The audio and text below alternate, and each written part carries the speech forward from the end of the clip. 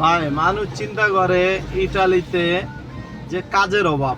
আসলে যারা বলে যে ভাই ইতালিতে কাজের অভাব, খুব ক্রাইসিস চলতেছে, তাদেরকে বলি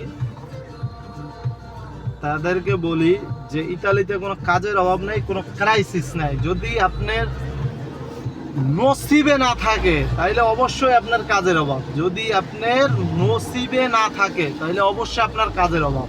আর যদি আপনার নসিবে থাকে ইনশাআল্লাহ তাহলে আপনার কোনো কাজের অভাব নাই।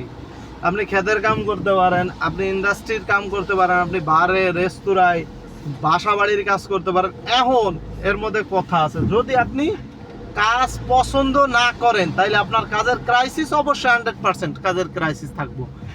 যেহেতু আপনি কাজের লোক হিসাবে, একজন কর্মচারী হিসাবে আসবেন এই সব দেশে, তখন আপনার কোনো কাজ বাঁচলে হবে না। আপনার সব কাজ, যে কোনো কাজ আপনার করতে হবে।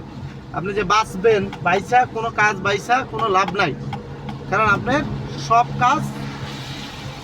কাজ করতে হবে।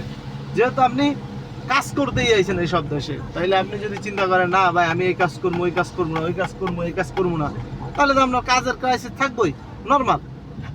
আপনি যারা এই সব দেশে আসবেন তাদের কাছে আমার একটাই কথা থাকবে যে ভাই কাজ বাঁচবেন না, প্রতিদিন কাজ বাঁচবেন না। যদি আপনি কাজ বাঁচেন একদিন যায় দেখবেন যে আপনি আর কোনো কাজই পাইতেছেন না, কারণ শুধু একটাই, আপনার এই বাছাবাছির কারণে, বুঝছেন? কাজ বাঁচবেন না তাহলে কাজ পাইবেন, আর যদি কাজ বাছাবাছি করেন তাহলে কাজ পাইবেন না। নর্মালি অনেক লোক আছে যে কাজের জন্য আসে, ভাই আমার একটা কাজ দরকার, ঠিক আছে, আমার একটা কাজ দরকার, ওকে ঠিক আছে, 2 দিন 4 দিন মনে করেন যে সবুর নাই এগো, ভাই আমার একটা কাজ দরকার, 2 দিন 4 দিন সবুর নাই এগো, হাই উতোষ ভাই আমি কাজ হইতাছে না, কাজ পাইতাছি না, কাজ করতে হইব, এই সেই। দেখা যায় 2-4 দিন পরেই মনে করেন যে আর দেরি আর হয় না। এই সমস্ত লোকে ধরা খায় বেশি, এই সমস্ত লোকে ধরা বেশি খায়, কারণ এরা কাজের লাগে হাই উতোষ বেশি করে। কাজের লাগে কোনোদিন হাই উতোষ করতে হয় না, কারণ রিজিকের মালিক কে? আল্লাহ সুবহানাহু ওয়া তাআলা। রিজিকের মালিক হযরত আল্লাহ সুবহানাহু ওয়া তাআলা রিজিকের মালিক। হযরত মুহাম্মদ সাল্লাল্লাহু আলাইহি সাল্লাম থেকে বর্ণিত, সবুর করো এবং ধৈর্য ধরো, তুমি অধৈর্যশীল হও না। আর আমরা বাঙালিরা বিদেশে আইলেই মনে করেন যে অধৈর্যশীল হয়ে যায়, বাইরে খালি কান্নাকাটি করি, এই হইলো না, ওই হইলো না, হইলো তো হইলো না, কেন হইলো না, মানে এই চিন্তায়। একদিন যদি মানুষের কাজ না থাকে, কোনো একটা জায়গা যায়, কেউ একটা কথা বলে যে ভাই আমি তো আজকে এটা হইছে, ওইটা হইছে, এইটা হুই নাই মনে করেন আয় উতাস করে চিত হয়ে খাইতে হয়ে পড়ে।